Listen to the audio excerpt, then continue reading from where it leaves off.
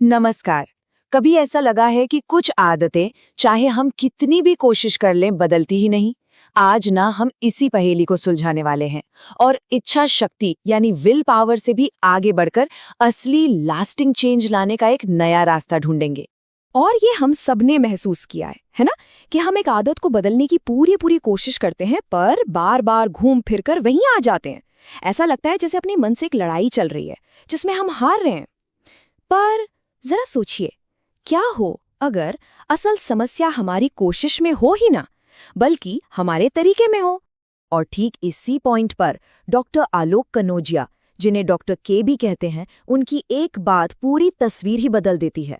वो एक बहुत बहुत ही पावरफुल सवाल उठाते हैं। हम सिर्फ अपने बिहेवियर से क्यों लड़ रहे हैं? क्यों ना हम उस टेंडेंसी को ही बदल दें, उस आदत की जड़ को ही बदल दें जहां से ये सब शुरू होता है। चलिए इसी सोच को ना थोड़ा और करीब से देखते हैं। ठीक है, तो अब थोड़ा डीप डाइव करते हैं। हमारे मन का आखिर वो कौन सा हिस्सा है जो हमें इन मुश्किल साइकिल्स में फंसाए रखता है? क्योंकि असली विलेन हमारी विल पावर की कमी नहीं है, वो कुछ और ही है। देखिए, ईस्टर्न फिलॉसफी के हिसाब से, जैसा डॉक्टर के समझाते हैं, अहंकार या ईगो का मतलब सिर्फ घमंड या एरोगेंस नहीं होता। ये असल में उन सारे मैं हूं वाले स्टेटमेंट्स का कलेक्शन है जो हम बाहरी दुनिया से लेकर खुद पर चिपका लेते हैं। मतलब, मैं एक डॉक्टर हूं, मैं एक अच्छा इंसान हूं, या फिर मैं एक फेलियर हूं। ये हमारी वो पहचान है जो हमने खुद नहीं बल्कि दुनिया को देखकर बनाई है। और ये सारे लेबल्स, ये एक तरह से मुखौटों जैसे हैं जिन्हें हम रोज पहनते हैं।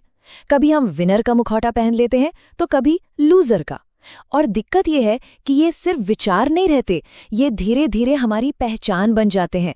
और इन मुखौटों के पीछे हम असल में कौन है ये हम भूलने लगते हैं। और यहाँ ये फर्क बिल्कुल साफ दिखता है। ईगो से जो मोटिवेशन मिलती है ना, वो बड़ी अनस्टेबल होती है। वो हमेशा कंपैरिजन पे चलती है, दूसरों से वैलिडेशन मांगती है और आखिर में बर्नआउट करा देती है। लेकिन जो ड्राइव हमारे अंदर से, हमारे पैशन से आती है, वो सस्टेनेबल होती है। वो हमें अंदर से फ्यूल करती है, थकाती नहीं। तो प्रॉब्लम तो समझ आ गई। अब बात करते हैं सॉल्यूशन की। मुश्किल भावनाओं को हैंडल करने के लिए एक बहुत ही पावरफुल 3 स्टेप वाला टूल किट है।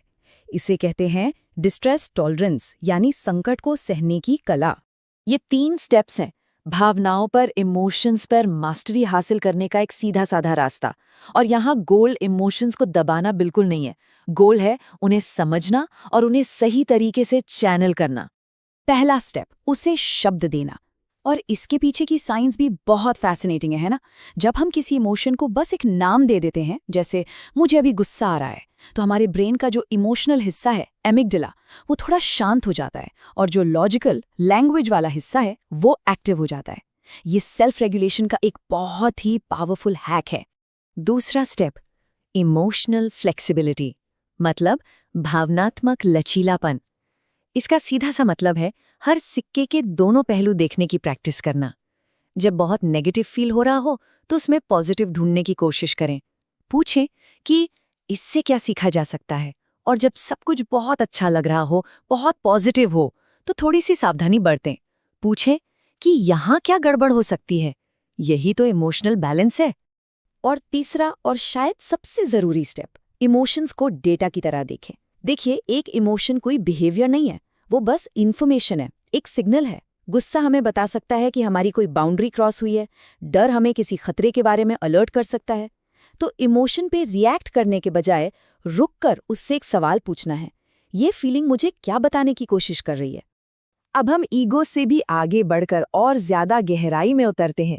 एक ऐसे कॉन्सेप्ट को समझते हैं जो हमारे मन, हमारी भावनाओं, इन सब से भी परे हमारे कोर एग्जिस्टेंस से जुड़ा है। ये है शून्य, द वॉइड। अब शून्य का मतलब एम्प्टीनेस या खालीपन नहीं है। ये हमारे अंदर की वो शांत, पीसफुल स्पेस है जहाँ कोई विचार नहीं, कोई इमोशन नहीं, कोई ईगो नहीं। ये वो हिस्सा है जो बस देखता है, अ साइलेंट ऑब्जर्वर। हमारा वो असली रूप जो हर चीज का साक्षी है पर किसी भी चीज से जुड़ता नहीं है। ये एक बहुत गहरी बात है कि हम हमारा मन नहीं है, हम वो हैं जो अपने मन को देख रहे हैं। हम हमारे विचार नहीं हैं, हम अपनी भावनाएं नहीं हैं, हम वो कॉन्शियसनेस है जो इन सब को एक्सपीरियंस कर रही है। ठीक वैसे जैसे आसमान वो बादलों को आते जाते देखता है, लेकिन आसमान खुद कभी बादल नहीं बनता। और इस शांति को महसूस किया जा सकता है। एक बहुत ही सिंपल सी प्रैक्टिस है, बस अपनी सांस पर ध्यान दें। जब हम सांस अंदर लेते हैं और फिर बाहर छोड़ते हैं, तो सांस बाहर छोड़ने के ठीक बाद एक पल का ठहराव आता है, एक साइलेंस। उस साइलेंस में कोई ईगो नहीं है, कोई विचार नहीं है, बस वही शून्य का अनुभव है। और रेगुलर प्रैक्टिस से हम इस शांत जगह से कनेक्ट होना सीख सकते हैं। तो चलिए अब इन सारे डॉट्स को कनेक्ट करते हैं, इन सब बातों को एक साथ जोड़कर देखते हैं कि इसका असली मतलब क्या है और हम इसे अपनी लाइफ में प्रैक्टिकली कैसे यूज कर सकते हैं। यहाँ एक और कॉन्सेप्ट आता है संस्कार। संस्कार मतलब हमारे मन पर पड़े घाव या कह लीजिए डीप इमोशनल प्रोग्रामिंग। ये हमारे पास्ट एक्सपीरियंसेस से बनती हैं। यही वो टेंडेंसीज हैं जिनसे हम विल पावर लगाकर लड़ने की कोशिश करते हैं। ये हमारे माइंड का पुराना डिफ़ॉल्ट कोड है। तो अगर संस्कार पुराना कोड है, तो नया कोड लिखने का टूल है संकल्प। संकल्प सिर्फ एक पॉजिटिव थॉट नहीं है, ये एक गहरा रिजॉल्व है, एक बीइंग स्टेटमेंट है, जिसे हम गहरे फोकस की स्टेट में, जैसे मेडिटेशन के दौरान, अपने मन में प्लांट कर सकते हैं।